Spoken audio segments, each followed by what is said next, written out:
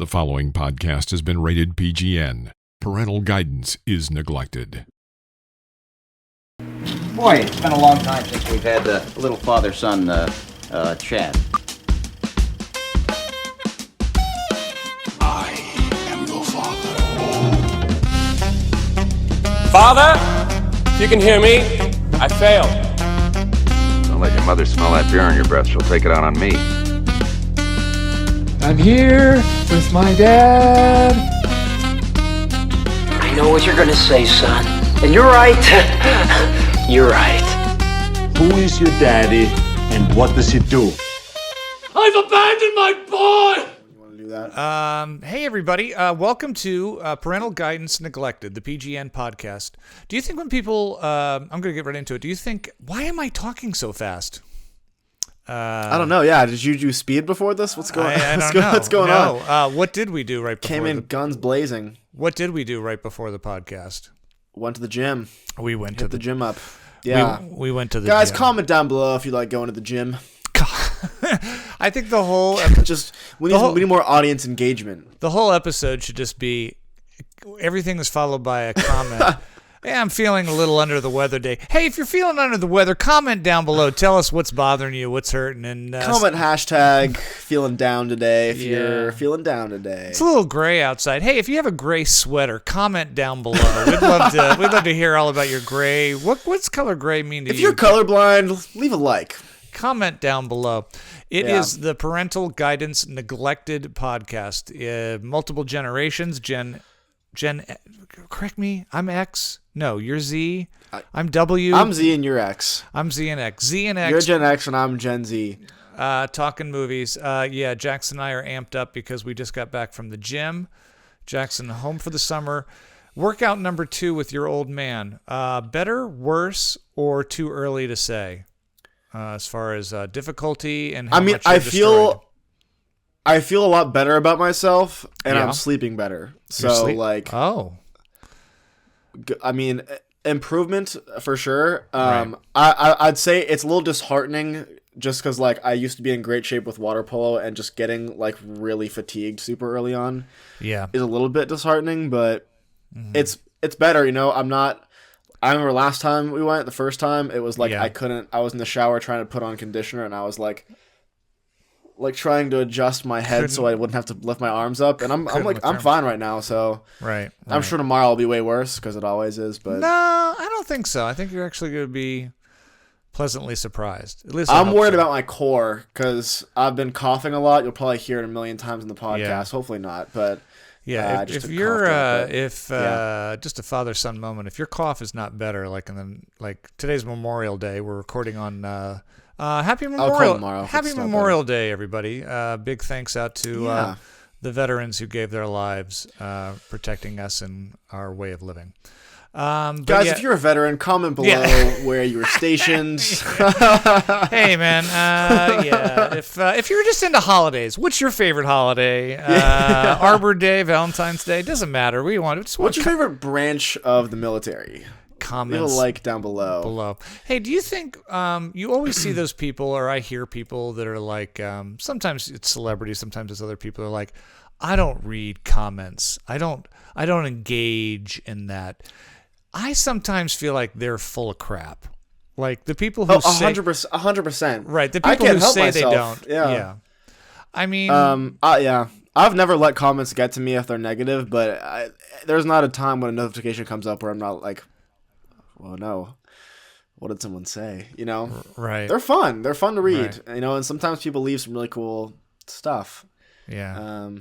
Hey guys, if you're into comments, comment down below on what it is you like about comments. And this podcast has just evolved into comments. Trying to get commenters. Comments in general. Jackson's been back home now for a week. He just began a new job. I won't name the specific location, but let's just say you're working in the food industry. You can say I'm a pizza delivery guy. Yeah, that's what I do. I'm out there delivering pizzas. He's doing some pizzas. Yeah. Would hope to get you on some sets by now, but and rightfully so. The writers are on strike right now. The actors may be going on strike later this summer. So there's not a lot of production right now. We'll see how that all turns out. Yeah. We'll see how that works out. Maybe who knows? Maybe you'll get on something. Do you feel do you feel the need? Are you having like withdrawals from not working on anything right now, like even a student thing or an independent thing, or with your buddies? Are you like, oh, I gotta, like, I know you've met up with a couple of your buddies. You're like, we gotta shoot something or film something. I was for a little bit, but I'm enjoying the break. I think I really needed it. I've been working on some YouTube stuff, so I've had that to kind of fulfill creatively, and I've been busy with work and the podcast and stuff, and I don't know.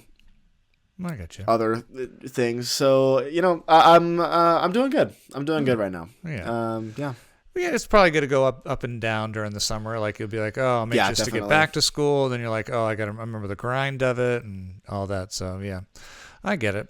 If you're not sure what to do with your summer and you're feeling the ebbs and tides of it, comment down below. Let us know. Let us know exactly how you're feeling. How are you doing in these first days of? And if you're listening on Spotify, just talk out loud to yourself. That'll work as well. Two generations catching up, father son talking movies. That seems to be our thing. What if one day one of us turns to the other person and just goes, I do enjoy talking to you, father or son, whoever it may be. It's a lot of fun. I'm just not into movies anymore. I just kind of grew out of them, and I'm really into horticulture now, and I think maybe that's the direction the show should go in. Would that be? I mean, people. We were talking about this earlier. Yeah, people change, right? You're not the same person. Yeah. So what if one of us grew out? Would we just be like, well, okay, that's that? I guess that'd be that, but I don't really see. I've liked movies. I'm in too deep. It's been too consistent. Yeah. I think it's very common sometimes to go through a phase where you're like, I'm movied out. Like, I'm just for like a couple of weeks. Yeah, for sure. I'm like, I don't need to see movies. And then you kind of come back to it. It also depends on what you're seeing. Yeah. It's like if you get... definitely. If you get kind of burnt out and you're like, oh, I've just seen so much schlock lately. Speaking of schlock, I'm just, because it's a segue, I'm going to do it. We here at the PGN podcast, we take suggestions from you, the audience, on really, really great films that we may have missed, cult classics or award-winning films, and something that we haven't seen that we should revisit. And we also, just for fun, we love to have you guys throw out some movie so horrible, so bad, that you want to literally torture us to see it. So I'm going to go ahead and announce next week is a torture film from you guys.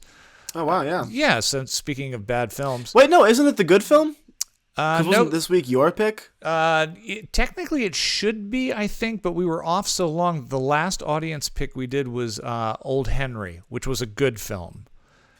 So true. I think we could just go into the schlock. It's fine. I think we skipped the schlock. We went right from we skipped the bad. Maybe we did it subconsciously or intentionally. I don't know. But I was looking at the list and I'm like, wait a minute. We did one of mine. We did one of Jackson's, and before that was Old Henry, which was John Philippone's suggestion. So one of our faithful listeners, Brandon Fry, ready for this, Jackson? Yeah. He has recommended a movie, I believe, from the 90s. I'll put you, young Jackson, on to look it up. I don't have all the info on it. The name of the movie that we will be watching next week that you are going to force us to watch is a film called The Stupids. The Stupids was a comedy. The Stupids. It stars... Oh, it's John Landis. It's a John Landis film, of course, who did Animal House and Trading Places and... An American Werewolf in London. American Werewolf, Twilight Zone. But this is a movie with Tom Arnold. For anyone not old enough to remember Tom Arnold, he was Roseanne Barr's first husband. He got a lot of heat when James Cameron put him in his film True Lies with Arnold Schwarzenegger in a comedic supporting role. And then the studios tried to make a star out of him.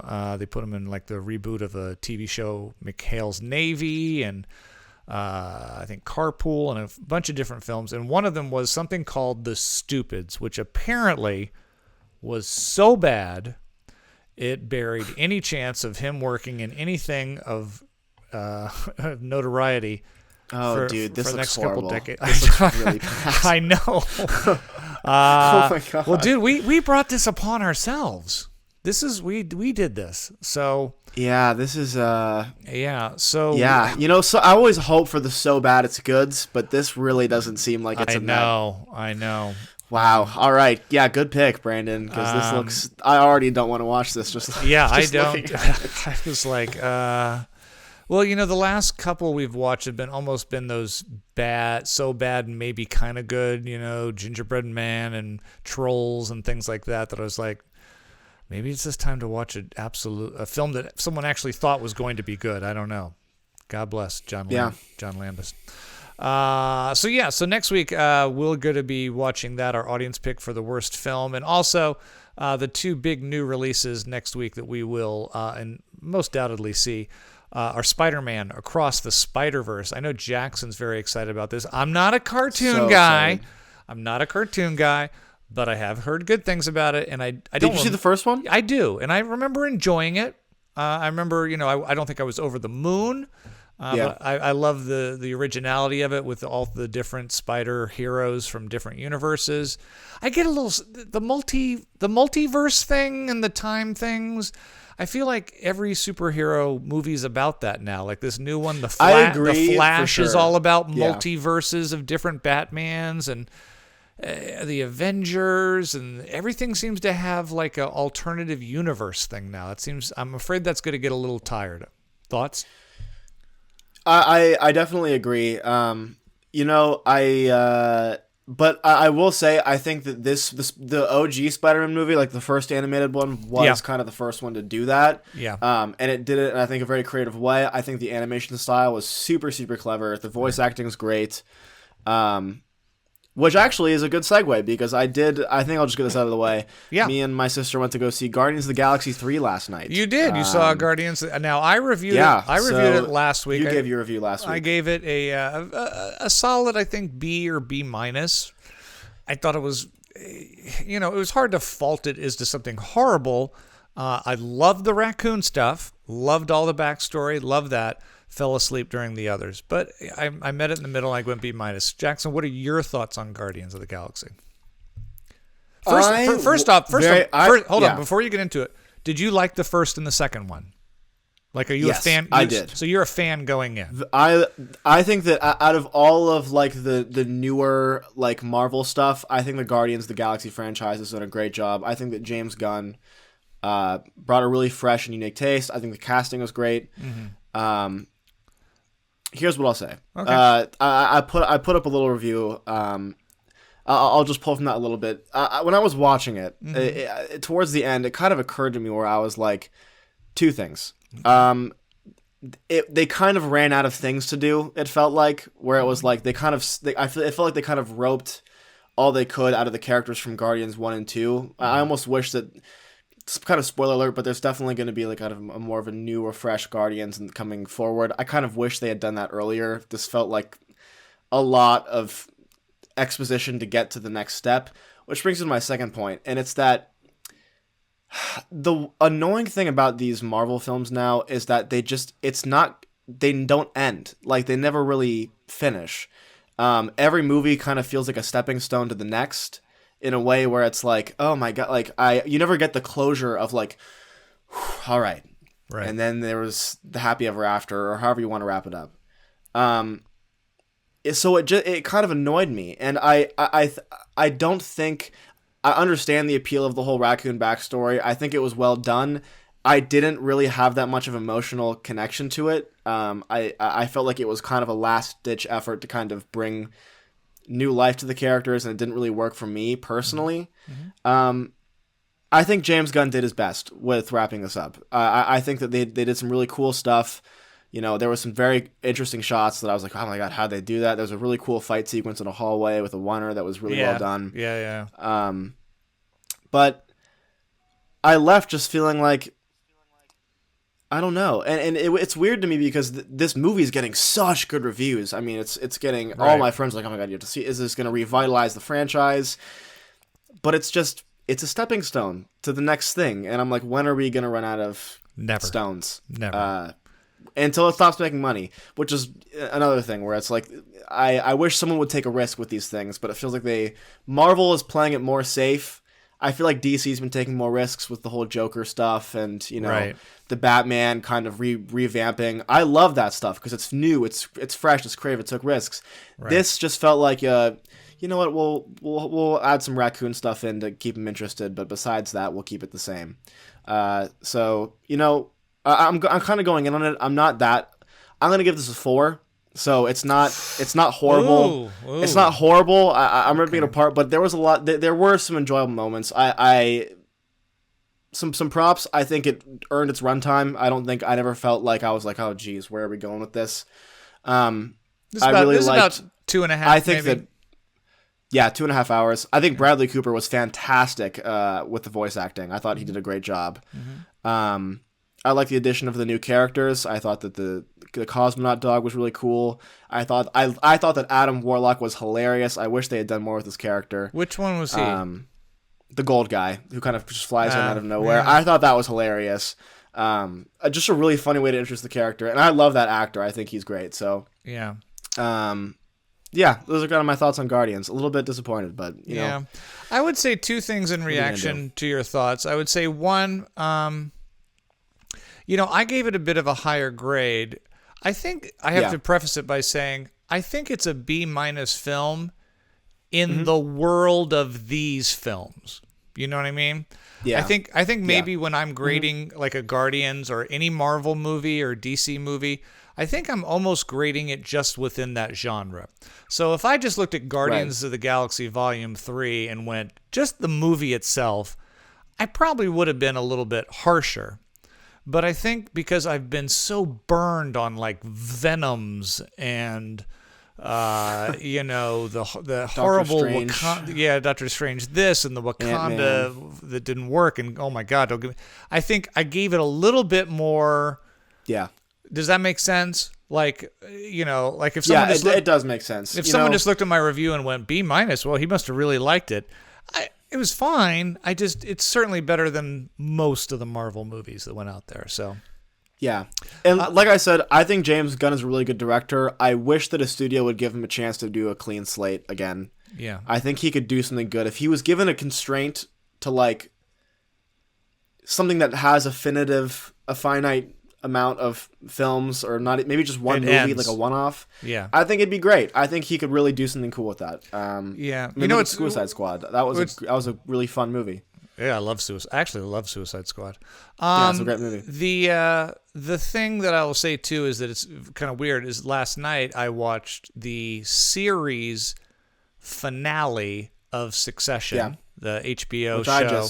Which you just started it. I watched the final episode, and no spoilers here, but yeah, there's parts of you at the end of that show that go, well, I really want to know what happens next to them, but we're not. Sometimes I don't have to see what happens next for a story to end.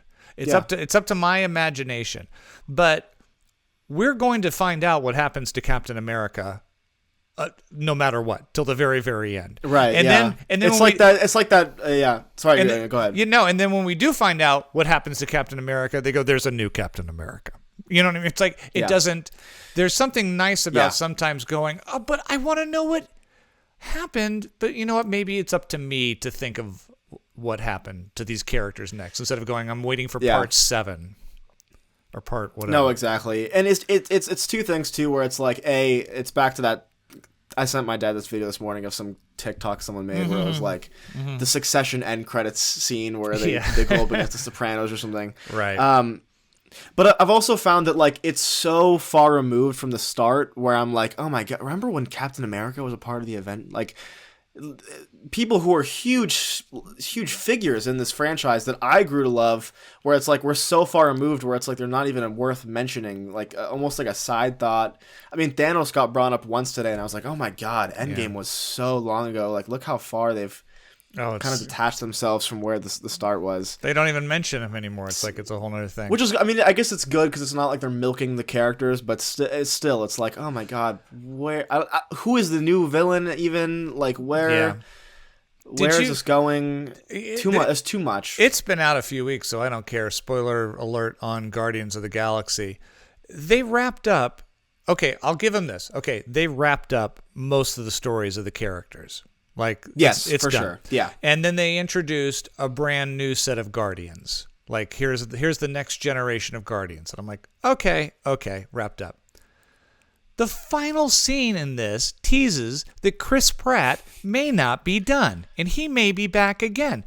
And I'm like, you guys, you just gave him this nice send-off, walking off, let him go, being with who he wants to be with, and then they're like, no. We might do a Star-Lord. I'm like, it deflates the nostalgia and the emotions of going. It takes the arc. It's done away. Yeah, it's done. Yeah. So, anyways, that's. So you were a little harsher on it than me. That's all right. What'd you think about the villain? I liked him. I did too. I was gonna say that too. Yeah, I mentioned him in the review last week. I'm not even gonna try to pronounce his name again. It's crazy, but he was also really good in. What's the John Cena superhero show that's on HBO? Oh, I don't know. It's the Suicide Squad spinoff, right? Yeah. I can't remember the guy. It's not the Punisher or the Defender. It's something like Peacemaker. The Peacemaker. That's what it is. Yeah. Yeah. I thought he was great. I was reading up on him, and it said that he had a big like Shakespeare company like background, and I was like, that kind of really makes sense. He was very theatrical, but it played well. I thought he was a great character. I like that a lot. Yeah. Guardians of the Galaxy there, still in theaters near you on this Memorial Day weekend. Yeah, it was sold out when I went to see it, so. Yeah. The big movie that opened this weekend is The Little Mermaid. Jackson and I went and saw it together and absolutely loved it. We couldn't stop. We did not go see that. We did not go see The Little Mermaid. Are we letting our fans down? I don't want to go see it. No, because it's the same movie. So do I really need to give a review of a movie that's what? How old is that movie now? Like, I'll watch it when it comes on. Yeah, I'll watch it when it comes on, like a streaming or something. But I just didn't want to go sit in a theater full of kids, and that's what was shot. Someone brought very young kids to go see the new Guardians movie, and I was watching it, and I was like, some of this stuff has really disturbed me if I was younger, like the animal cruelty stuff, the bunny with the arms and the face getting ripped off, and I was like, oh my, this is like, people gotta control their kids, man. I don't know. People get used to it, man. They bring their kids to like Evil Dead movies and horror films. They don't care about the kid. They want to see what they want to see, and they drag them along. I know. They're accessories. You were my accessory. Remember when I used to take you? Sorry. Yeah. Go ahead. I was just going to segue, so you go. You segue, baby. Do it. Let me see how you're going to do it. Speaking of, always start with speaking of. I don't even remember what I was going to say. It was something. It was good, and I had it, and I lost it. It was like segue. Speaking of like things we are being in theaters. I was just going to bring it back to like. Oh, we went to go see a movie together this week. We did go see the movie. And then I was going to let you tell a story of the asshole that sat next to us. Yeah, so I will let you tell that story. I'll set it up for you, though. Jackson and I, along with his mother, went and we did see a new movie this weekend. We are thinking of you guys. We just couldn't bring ourselves to see Little Mermaid, so we went and checked out Nicole Holofcener's new movie, You Hurt My Feelings. If you haven't seen the trailers for this, It stars Julia Louis-Dreyfus, of course, from Seinfeld, Tobias Menzies, who's a veteran British actor, Game of Thrones, The Crown, Casino Royale. Owen Teague is in this as well, from It and Miss Fletcher, Michaela Watkins, Trey Santiago Watson. Got a lot of thoughts on this movie, but Jackson, before the lights even dimmed, what the hell happened in the theater? Yeah, so we were sitting in the back, and we were just minding our own business. I'm sitting all the way to the right, you're in the middle, and Mom's on the left. Right. And this guy comes, and he's kind of coming towards me from the side, And I guess you just glanced to look because you saw someone was coming. Right. And he just kind of looks at you and goes, you got a problem? And you're like, what? And he's like, oh, yeah, I just want to know. There's going to be a problem. It looks like there's a problem here. And you're just kind of like, no? And then he just sat down, and it was like the most weird thing. And of course, I'm sitting the closest to him being like, oh my God, don't, come on, man. And then he's snoring the whole movie, and it's just like, I'm like, oh my God, what the hell? Yeah, he fell asleep. People, man. Which leads me to believe he probably had come from dinner, had a few drinks. Yeah. And I was surprised he wasn't wearing his red hat, and I got that vibe from it. You know what I mean? I did too. But I will say this. I've had a few drinks too. Never tried to pick a fight with someone in the movie theater, so I can say, so says something about the character of the guy in the seat. But let me just say something. If you had not been there, I would have beat the shit out of that guy. Oh yeah, would have kicked his ass. You know me. The AMC employees had to pull you away. It would have been a huge scene. Yeah. I'm like, you are not going to spoil my Julia Louis-Dreyfus movie-going experience. And by the way, a really strange film to run into somebody like that. Oh, for sure. I was like, are we in Fast and the Furious or? Yeah, what's going on? That's not the kind of film. Yeah, not the. The but we did see this new movie called "You Hurt My Feelings." It tells the story of. It's about honesty and lies and relationships. It's got a really, really strong Woody Allen feel to it. It takes place in New York. It deals with kind of upper middle class.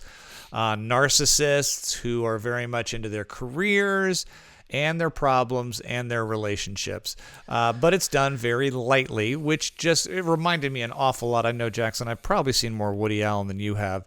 I haven't seen a single Woody Allen movie. Yeah, if you're a fan of Woody Allen, this is definitely his style. A lot of talking, a lot of sharp dialogue. It's written extremely well.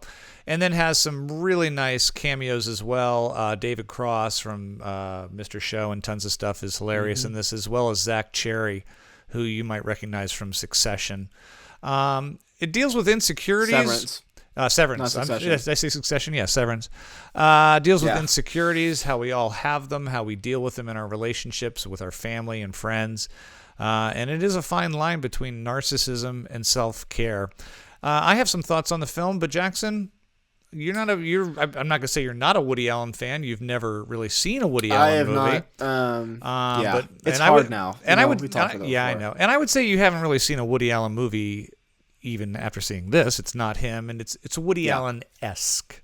But what did you think of A24's? It's another A24. You Hurt My Feelings. Okay, I'll start with this. I think that by far, Tobias Menzies, is that his name? Is that how you pronounce it? Am I doing that right? Yeah. I thought he was phenomenal.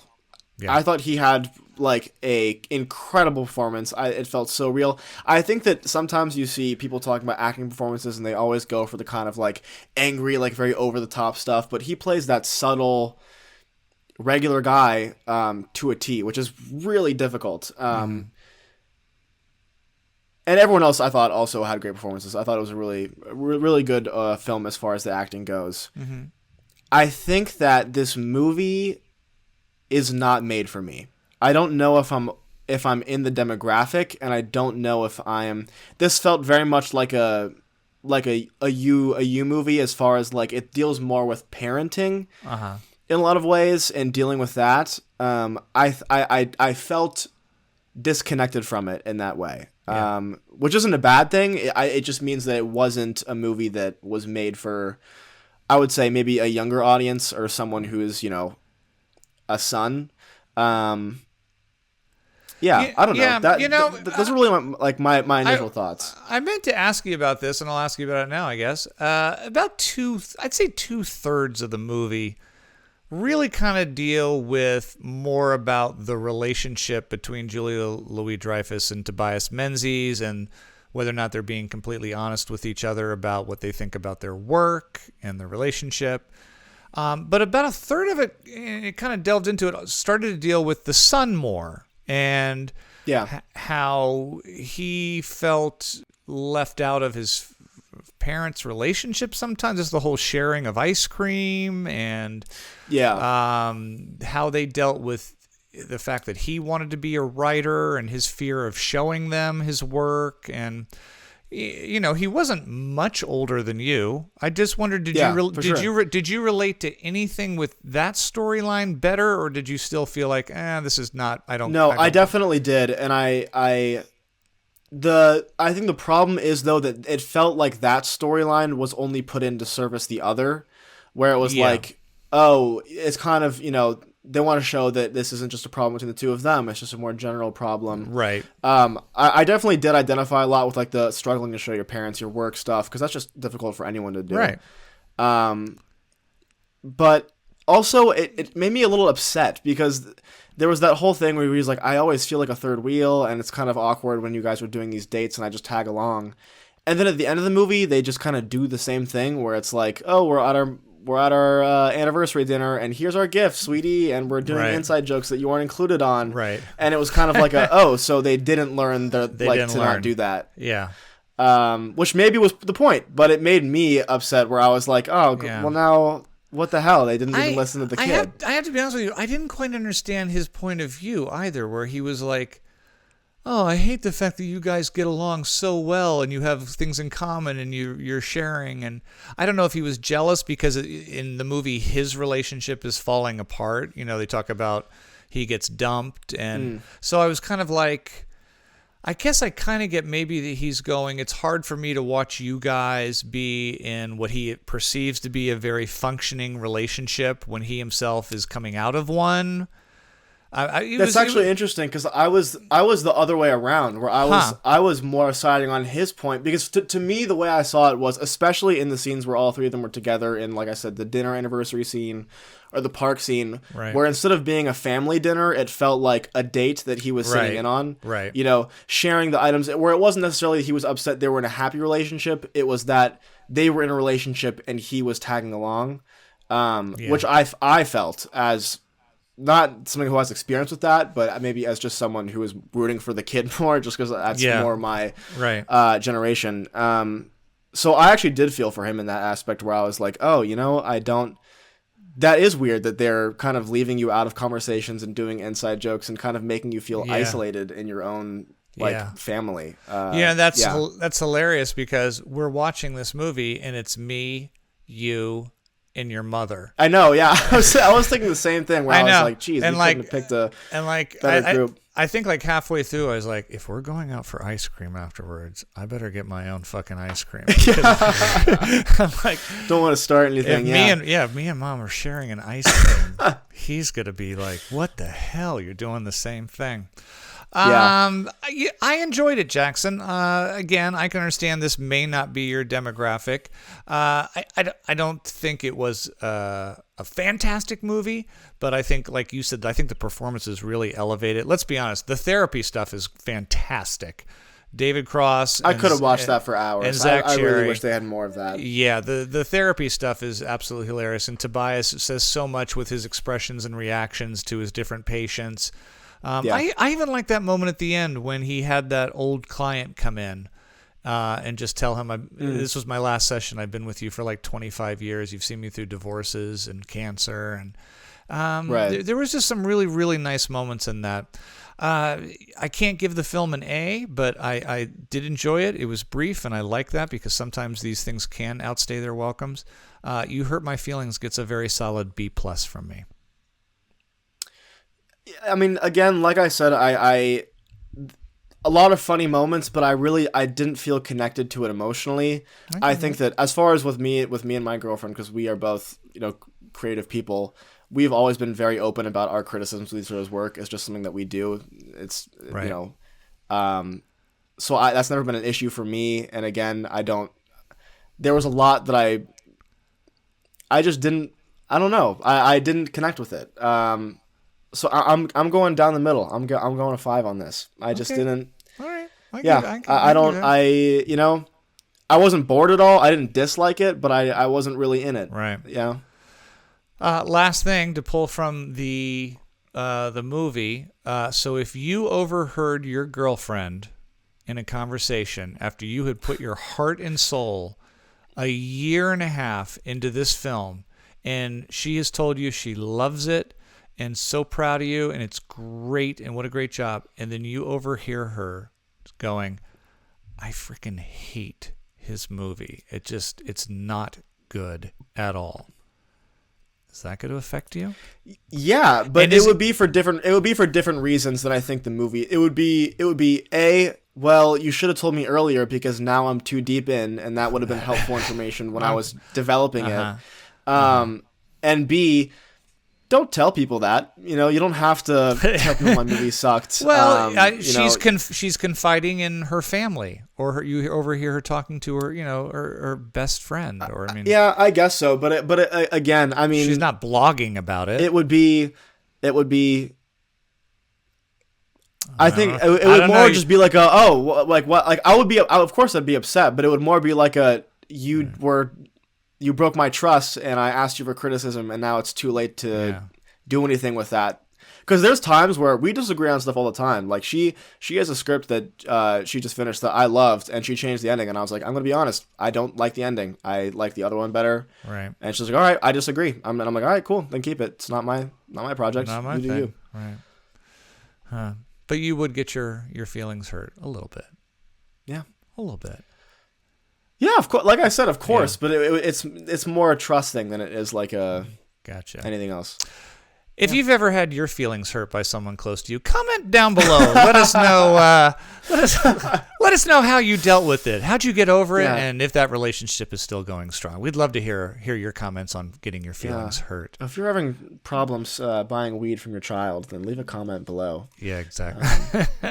That's pretty funny. That one's for those who've seen the movie. Yeah, That was a funny little scene, though. I like that. Yeah, there's a lot of good moments. I think if you're 40 plus, you're a fan of Julia Louis-Dreyfus or Woody Allen, I think you will very much enjoy this film.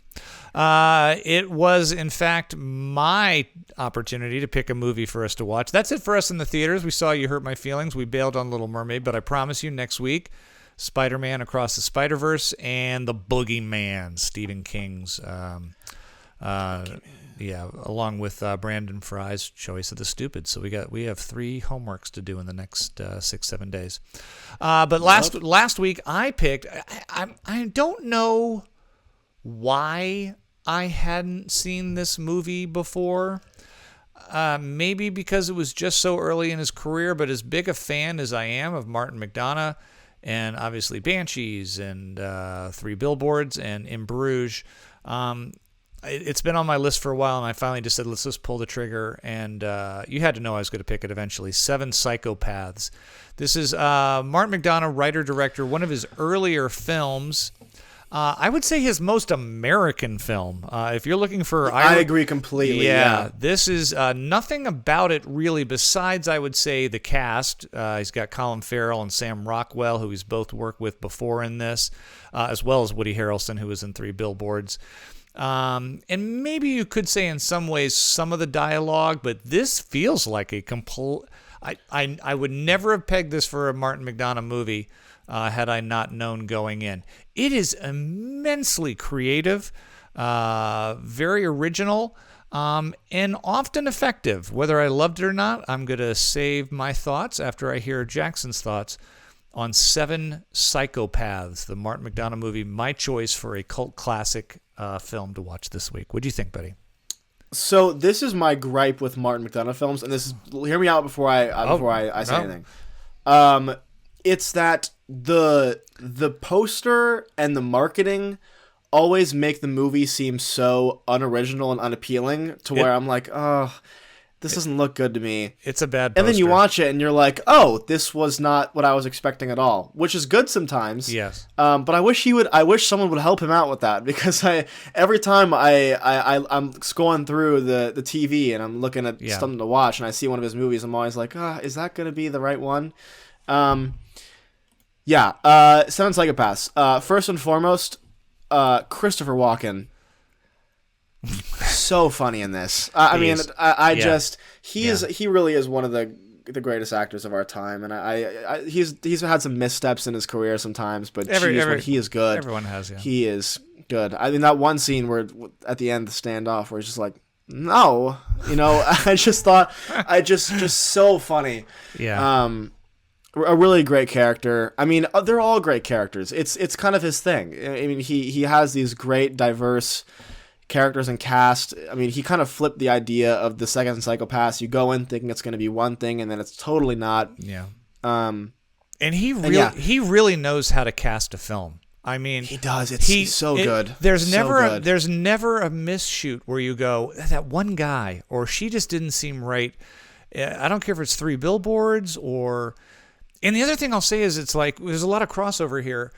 To get a performance like that out of Sam Rockwell, and then to get the performance that he got out of 3 Billboards, which is I was just thinking the same thing. Or Woody Harrelson. You look at Woody Harrelson in 3 Billboards, and you look at him in this, or you look at Colin Farrell in this, and in Bruges, and in Banshees, and you're like, this guy. Maybe he's not your style of writing, maybe it's not your style of storytelling, but he knows how to direct actors because he. Oh, absolutely. They're almost it's night and day, and every one of them feels natural. I go, oh, that's the kind of guy Sam Rockwell plays, and then he'll go and play something completely different. Same with Farrell and Harrelson. Yeah, I mean, you know my thoughts on Mark McDonagh. He is just blows me away every time. Is this my favorite of his? No, but that's big shoes to fill. I mean, when you have In Bruges, 3 Billboards, Banshees, it's a tough slot to fill, but equal parts hilarious and at times moving. I loved the end segment with the callback to one of the first Psychopaths. Tom Waits. That kind of like end credit scene. Mm-hmm. Oh, that was Tom Waits. That's where I knew him from. I just thought. The whole time, I was very much sucked into the film, but every once in a while I'd go, Jesus, he had to sit down and write this, and what a treat to get to watch one of his movies. I think every time it's so fun. Without a doubt, the script is the star here, no doubt. I mean, the performances are great, the directing is great, but the script is what stands out.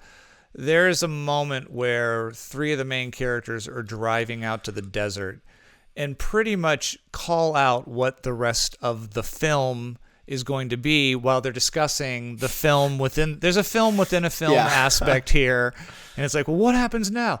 Guys go out and talk, and they drive around, and it's just like, and we know this is what we're we may or may not see. The script is definitely. It never happens. I agree with you. It's big shoes to fill. It's probably my least favorite of those 4 big Martin McDonagh films. Agreed. But let me put it this way: In Bruges is an A+. Banshees of Inisherin and 3 Billboards Outside of Ebbing, Missouri are solid A's. This is an A-. So yeah, this is gonna get an 8 out of 10 for me. I love there's just so much to love. Christopher Walken, like I said, hilarious, but also had this really beautiful monologue towards the end that I thought was really great work from him. Yeah.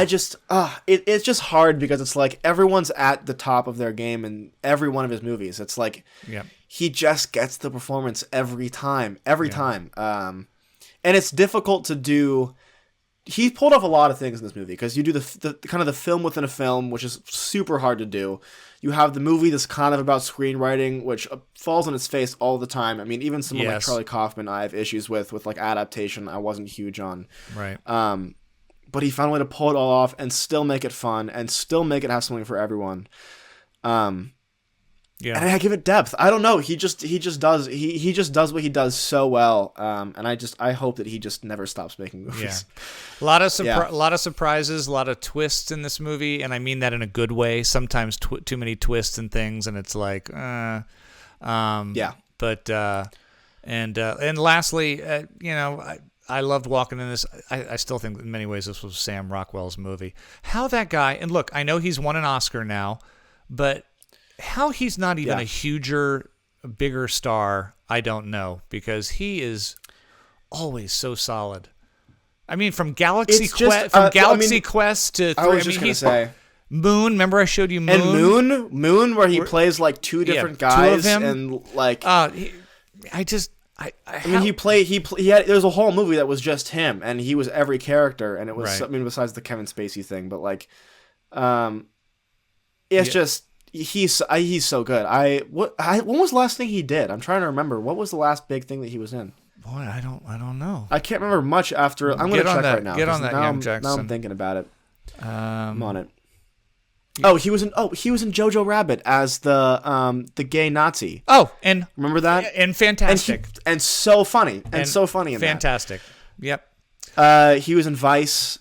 Oh, he was in See How They Run, that movie that was like I think you saw and I didn't. I did. He was fine. He's fine in it. It's fine. Yeah. He didn't do bad in it in any way, shape, or form, but it was just kind of a light murder mystery type thing. He needs to get cast more. We'll get right on that. We'll get right on that. I'll make something happen. So pretty good pick, Jackson. I mean, kind of an easy pick, kind of an easy one, but still though, it was weird that neither of us had seen that movie though. I would say so. It was a good one to get out of the way. Even though we had a great time watching it, so get it out of the way. Yeah. The only question we had two really good picks this year. This week. Yeah. Frank, and you did well, and remember, this is films that neither one of us have seen. It's not like I sit down and go, Jackson, you gotta watch this. Right? Yeah, it's nothing to go off. So sometimes it's a shot in the dark. The only question is, will it be good as The Stupids? We can only hope. We can only hope. We can only hope. The PGN podcast. It wouldn't be an episode of the PGN podcast without checking in and just making sure if we've got any reports from the pretentious art house film corner. Jackson, let me tell you the story. Jackson went out with a buddy of his last week to a video store, and I was like, one, where is there still a video store and why? And then when he read off the titles to me, I realized there's still this video store because apparently the only films they rent are films you will never find anywhere. That's else. Not really true. They had a pretty huge selection. I was just being a. You went to your art house. I was just being me. Yeah. Yeah. Jackson, break it down. Yeah. We still don't have the. Listen, if there's a listener out there, we got to get which one of your buddies was it? Dylan did our theme music? No, it was No, it was Jake. Jake, from Good Enough Podcast. Get Jake on that. We got to get Jake on just a jingle for Jackson's pretentious art house film corner. I'll hit him up about that. Sure. Hit him up on that one. What'd you see this week, Burns? Tell us about the French Nouveau Underground Japanese anime film you saw. Well, don't worry, because we're starting off with a safe pick. I actually got to watch finally Oh Brother Where Art Thou with my mom. Oh, that's right. Oh my God, I totally forgot you got to see this. Okay, hold on a second. I have to take a deep breath. Okay, you know how I feel about the Coen brothers. Of course. They're fantastic, but there have been Coen brothers movies that I hate. Oh yeah. And there have been Coen brothers movies that I love with all my heart. Right. Raising Arizona. Big Lebowski. Yes.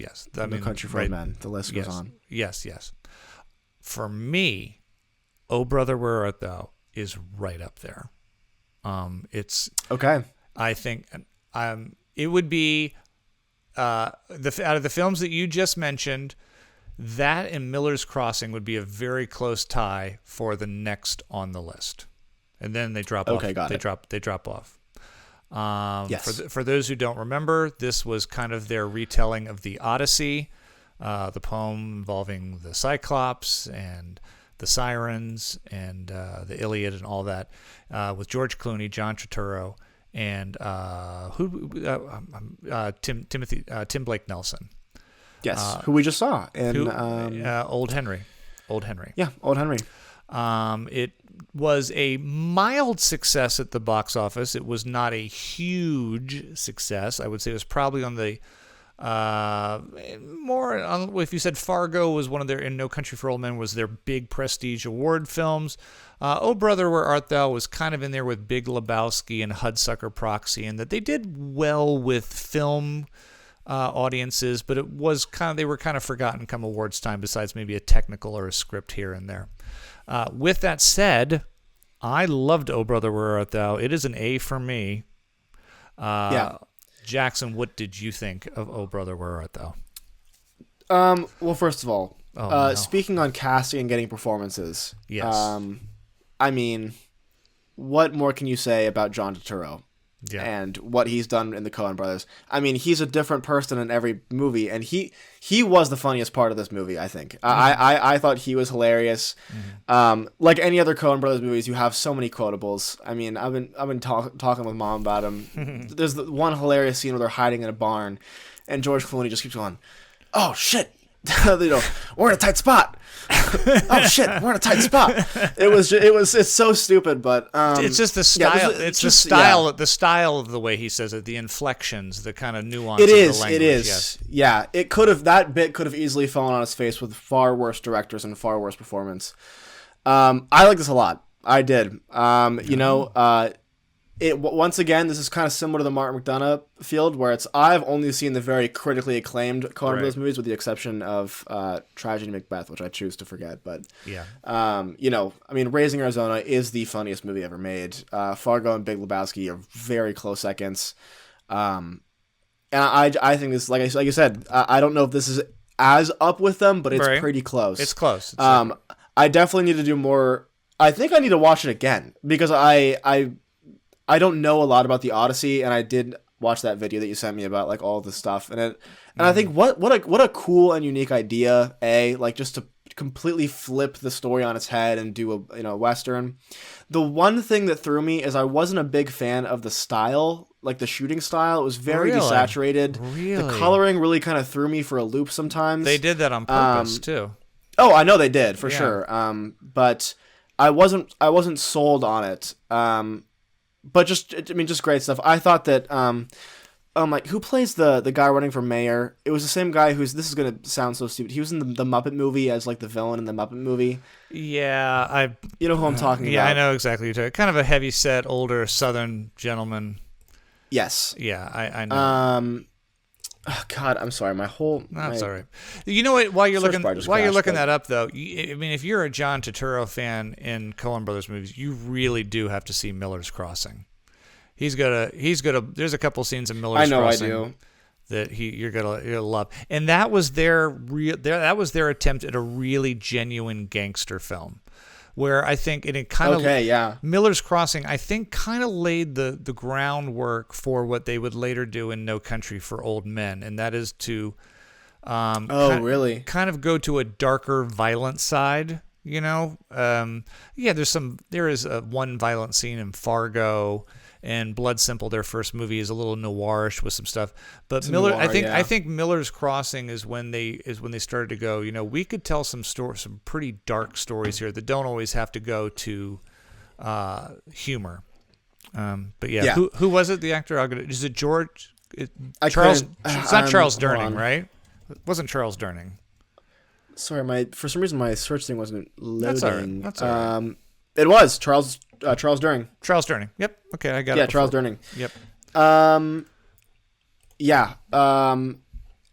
Hilarious. Everything you could want from a Coen Brothers movie.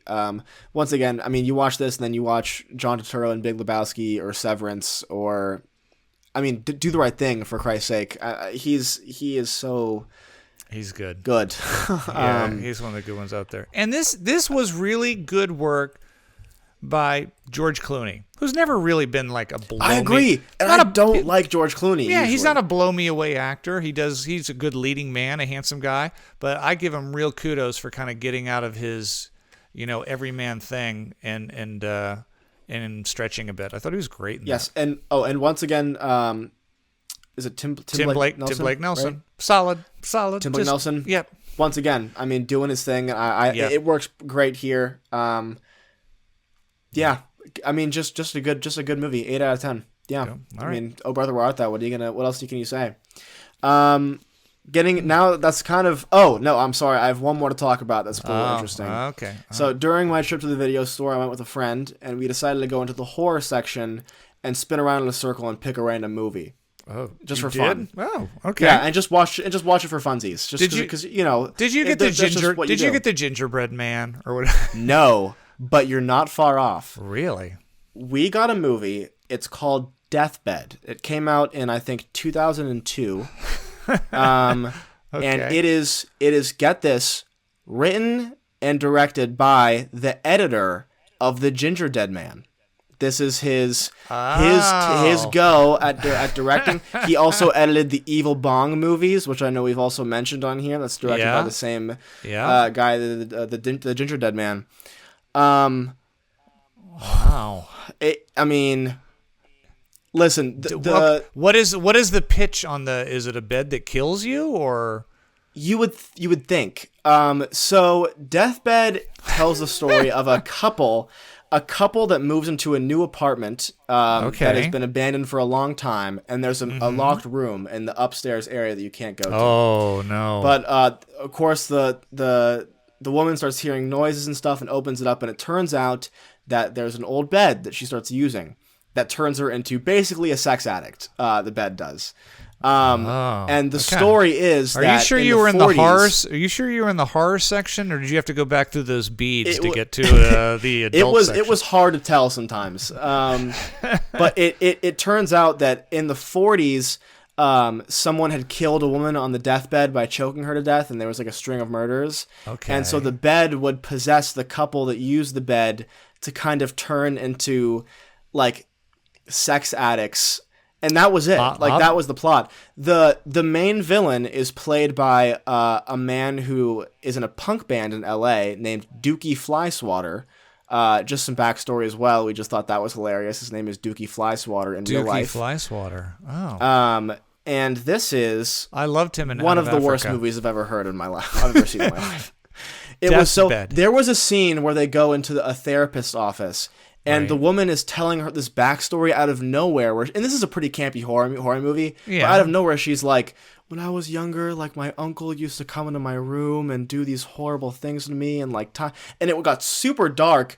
And then in the next scene, her husband's trying to like initiate sex with her after they get home from the therapy session, and it's just like, oh, this is so creepy, and just really distasteful, it really bit. I'm having a hard time figuring out why a bed that was the scene of a murder is now a bed that turns people into sex addicts. Does somebody end up killing somebody? It doesn't make sense. So Dookie Flyswatter's character ends up possessing the husband. Then she kills the husband to let him out, but there's a twist because at the very last scene is the wife, and she's in a mental hospital, and she's like really turned on in the bed for some reason in this hospital. Oh, of course. And one of the nurses comes in and starts like kissing her while she's tied to this bed, and it's really creepy.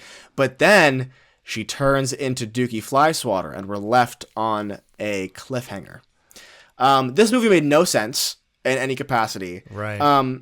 You know how you say like, oh, I give it 1 star for being in focus? This was the worst looking movie I had seen, where it was like, I'm looking at the lights in the background. Like I can see the lights in the background. You see them. This is rare for me. I'm giving this a 1. This is pretty bottom of the barrel stuff. Wow. I only really save 1s for when I think a movie is really reprehensible, detrimental in a way, and I just think that like bringing like family incestual rape into a campy horror flick is like what are you doing, man? I think my favorite part Deathbed. I think my favorite part of your review of that is the fact that you can't just say Dookie. You have to say his full name every time. You're like, and then Dookie Flyswatter's character. Like every time you're like I remember Dookie. Because it's the funniest thing. It's just like his name came from the credits beforehand, and me and Cole were just like, did that just say Dookie Flyswatter? As the real person's name? Now, was there a sequel to this? The way there was the Ginger Dead Man? No. No. They just didn't. They couldn't. Caught on. They couldn't get the funding for that. Never caught on. They couldn't secure the funding. Wow. But you know what else is crazy? Hold on, because this is. I went down this rabbit hole of looking up everyone who worked on this movie ever. No. I didn't work on it, did I? Because the guy. Oh my gosh! Hold on, I have to. Was Susan Sarandon? And don't get this twisted. There is a movie from the 70s called Deathbed: The Bed That Eats. This is not that movie. This is Deathbed, 2002. You cannot get that mixed up. It is not the same movie. Do not mess. But, you heard it here. Do not mess. Do not mix Deathbed with Deathbed: The Bed That Eats People. They are different. They are different movies. when you all are out there looking this up. By the way, if you've ever been possessed by a bed or just felt like a sex addict on a bed, leave your comments below. We'd love to hear about how you overcame your deathbed compulsions and if, in fact, you ever acted on any of them with any of your family members or significant others. This is so upsetting because the Letterboxd servers are down and I can't look it up, but the cinematographer for this did some, like, crazy, like, well-known stuff. And I was like, how did you end up... Everyone starts. I mean, he did, Jackson, like... Someday you're going to have a lengthy resume, and there's going to be that one thing at the bottom where you go, listen, I had to pay rent. It was the only gig in town. My buddy Scott got me hooked up. It was 7 days. I don't even know what it was about. I hate my name is still on it. I can't. That's pretty. That's pretty much what my life is. No, I've done. Reanimator. Oh, he did the Reanimator movies. Well, that was Striking Distance. Striking Distance with Bruce Willis. Yes. Oh, and he did this before. For some reason he's got into a rut. He also did the Evil Bong movie. I'm like, this guy is all over the place, and I'm just like looking through the list, and I was like, Striking Distance. This is a crazy. Striking Distance was not a great movie, but it was a big box office movie with Bruce Willis and Sarah Jessica Parker. That's what I was saying. Wow, Tom Sizemore. So yeah, sometimes you look. Hey, listen, man, it's Hollywood, bro. Work is work sometimes. Sometimes. No, you're right. I'm not dissing him. It was just so crazy going down the rabbit hole of Deathbed and just seeing everything this dude had done leading up to Deathbed. Yeah. Anyways, I'm just gonna move on and get to these last few super quick. I read about 3 other movies. Penda's Fen. It's a movie by Alan Clark. He's a British filmmaker. He did Tim Roth's first ever movie called Made in Britain. Mm-hmm. I wasn't blown away. It was a little over the top, a little bit confusing, kind of tonally all over the place, and it was trying to do way more with effects that just weren't happening for the time. Mm-hmm. I give it about a 5. It was pretty down the middle for me. Okay. Next movie was Daddy Longlegs. This is, I don't think that's the debut feature, but one of the first feature films from the Safdie brothers. They did Uncut Gems and Good Time, so kind of a little more, gritty street film. Well known. Was it gritty? It was very much. It was actually semi self autobiographical about twins getting turned over to their father for the 2 weeks that he's allotted to them out of the year since their divorce. I thought it was incredible. The twins, apparently, they found on the street and got insane performances out of them. The father was just absolutely unbelievable. The Safdie do that a lot, where they cast real people. Oh, so and I thought it was all no names in it we would know or anything like that. Yeah, pretty much. Yeah, no big names. I mean, the mom and the 2 twins were just real people they found on the street that they thought looked like them and asked to be in the movie. But the dad was cast. A lot of other smaller characters were cast as well. If you're into kind of, family dramas, I'd say this is definitely going to be your thing. If you're into the Safdie brothers at all, I think this is very their style. A lot of Uncut Gems vibes from this. Yeah, so that gets an 8 out of 10. Great stuff. Okay. And then last but not least, I finally sat down and watched Gummo, my first ever Harmony Korine movie. All right. Harmony Korine. This is where we get into your... Yeah, Harmony Korine, his biggest film was a movie called Kids. He kind of burst on the independent film scene back in the 80s with very graphic, exploitative movies that normally dealt with problem youth. And while Kids had a little bit of crossover success in that critics seemed to embrace it, at least in its message, some of his more obscure films like Gummo and Donkey, I forget the other one, he had Donkey Boy. Julian Donkey Boy or something, were pretty far out there to kind of find any kind of voice.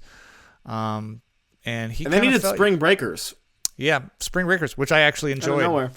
I actually like Spring Breakers with James Franco. But again, he seems to have... He's an old man now, which makes it a little weird. It was when he was their age and making movies about that demographic, it seemed somewhat apropos with Spring Breakers. You're like, you're a 40-year-old man now. Why are you still obsessed with partying 16-year-olds? But what did you think of Gummo? Did you know he also has a cameo in Good Will Hunting? I just found that out the other day. He plays like a mental patient in Good Will Hunting for like 2 seconds. I did not know that. Yeah. Huh. This was so my thing, and I know that this wasn't going to be your thing, but I really like this a lot. I thought, listen, it is, first of all, in the same realm as the last film, mostly cast by real people. Yes. But it felt so amateur. No, I disagree. I thought the performances were great. I thought that he was using a lot of techniques that are usually very cliche, and he found fresh ways to do them, like narration, archival footage. I thought they were used in very nuanced and creative ways. The cinematography was fantastic. I loved so many of the visuals. Some really great quotables from his narration. Is Gummo the one where there's like a 10-minute scene towards the end where some kids just trash a kitchen? Or am I thinking of a different Harmony movie? Okay.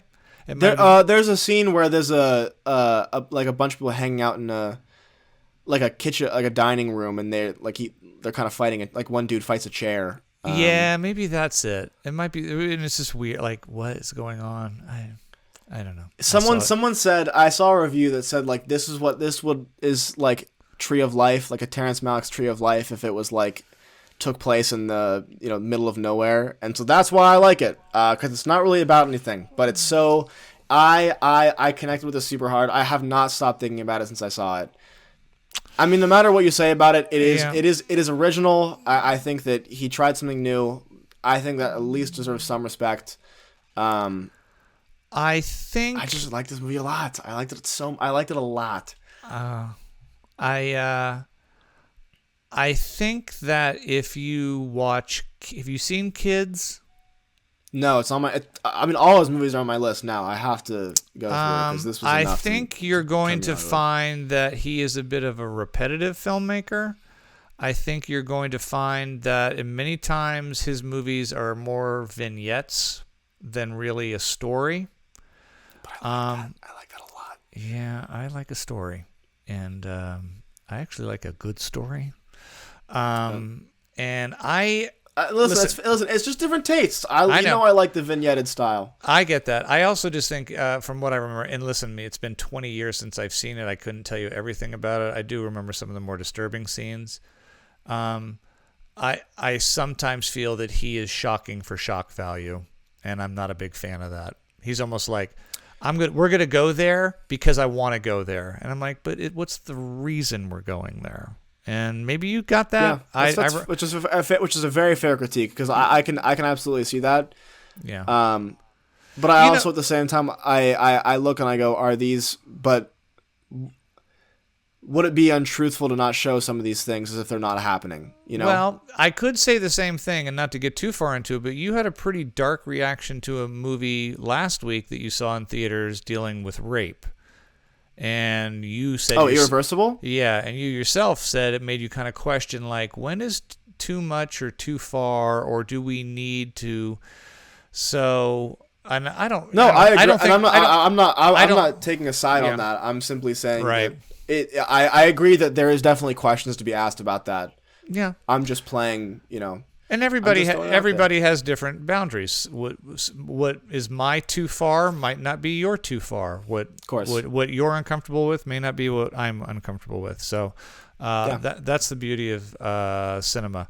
I hated Gummo, so Gummo gets a 9. Gummo gets a 9 for me. Wow. I really it has been. I cannot stop thinking about it. It has been over 20 years, but I can say that my memory of Gummo is a 1. Yeah, which I know. I assumed, and yeah. I'm not going to diss you for it, because I totally understand. I think it's just stylistically very my thing. But you know what? What? Maybe it's a movie that if I go back and revisit it, my 54-year-old self might look at it a lot different than my 20-year-old self, which is probably when I saw the movie. Probably not. I don't think so. But if you didn't like it then I don't think you would like it now. But yeah. Yeah. Yeah, all right. Gummo. Well, there you have it, Jackson's. Yeah, and that's it. That's my art house corner. I've got some more. I got a stack over there. Oh, we can hardly. So I'll have. We'll work I'll have it in. More for you guys. We'll work up. that into the Boogeyman and Spider-Man next week. So I'm sure you're going to be up until 2 a.m. watching the Harmony.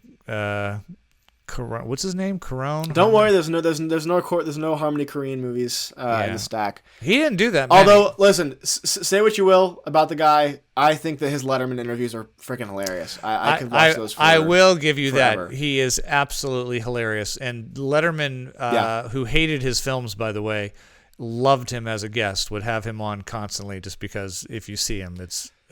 And then he got banned from the show. You want to know why? No. Why did he get banned? He got banned from Letterman permanently. He was allotted to be on one night, and it was in the books, and then never came on. And everyone was like, "Why did that happen?" And so James Franco, when he was doing the promo for Spring Breakers, came on and was like, "Everyone wants to know, why was Harmony Korine banned from your show?" And he said that he went to go. It was him and Meryl Streep were the guests for the night. Oh my God! Are you serious? And he went to go find Harmony Korine or something. A PA went to go find him. And he was digging through Meryl Streep's purse, stealing from her purse. Are you serious? I'm dead serious. I'm dead serious. You can watch him talk about it. If you look up the Letterman interview with James Franco, you can see him talking about it. Was he stealing, I wonder, or just like, I want to see what's in Meryl Streep's world? I don't know. I think Franco said it was pre his rehab times, so he was probably. My guess is he was looking for money. Wow. That beats me, man. All right. While I'm wrapping things up, Jackson, look up and see if he's got another movie coming out. Is anyone Harmony? Look and see if there's anything in development with. I don't. I'm very curious. I don't know. Yeah, look it up. You can follow me, Regan Burns, on Instagram at regan.burns. And Jackson, my son, is available on the TikTok and Twitter and Instagram as well. His handle is Jackson N. Burns. Please make sure to listen to us on Spotify. Watch us on YouTube. If you want to see us, you want to watch us. It's pretty exciting how we're just two talking heads. And you can see how Jackson's computer reflects in his glasses. You can also watch us on our YouTube channel. And I don't know if you've caught this. It looks like he... Oh, sorry. Oh, go ahead. It looks like he did some movie called Beach Bum in 2019 with McConaughey, Snoop Dogg, Martin Lawrence, Zac Efron, Jonah Hill, Jimmy Buffett. No, that never. That never. Whatever that is, that never came to be. Is that a short or some kind of video thing? No, it's a feature. I'm looking at it right now. It's on IMDb. It came out in 2019. I mean, it looks horrible, but with Matthew McConaughey. With Matthew McConaughey. Let's do it. I'm literally watching the trailer on IMDb as I speak. Okay, we're gonna do it. It looks like Spring Breakers. It looks like Spring Breakers, pretty much. But that's the last thing he did besides a short the same year called Duck Duck. Oh. He's been pretty absent since. I mean, let me see if he's got anything. How do you look up what's coming up? I don't know. It'll say in development on IMDb. It'll be the first thing. Like if you put all filmography, it'll say in development. This is me educating my son on how to use the IMDb. By the way, the last 10 minutes of this episode the last 10 minutes of our episode today are only for our Patreon customers. How can you become a Patreon customer?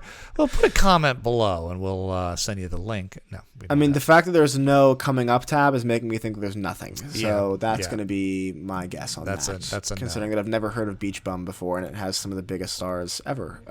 So let's do a deep dive and we'll report back to you next week. Maybe we'll watch The Stupids and Beach Bums if we can. And Trash Humpers and all the other weird shit he's done.